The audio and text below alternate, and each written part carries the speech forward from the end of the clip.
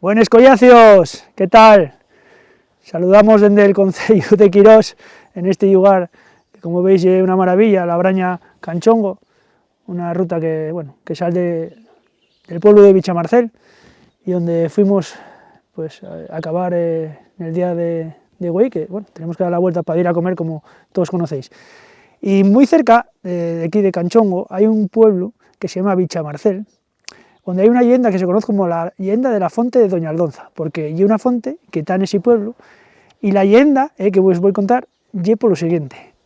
Parece ser que había una moza, una pastora, que subía con los gües a la zona de la Bachina del Chago, que llamen allí, y entonces un día cuando regresaba para casa, el pa dijo, estos gües que ellos pasa, tan como aforfugados, como atristallados, algo ellos pasa.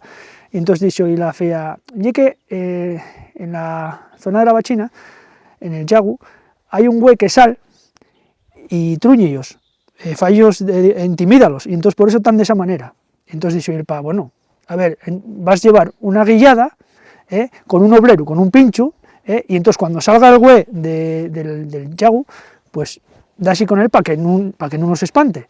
Entonces al día siguiente yo lo que hizo la pastora, y al llegar allí salió el güey de las profundidades, y entonces dio con la guillada, pero atrapóla con los cuernos y llevóla para con él y somorguióla en el llago y desapareció.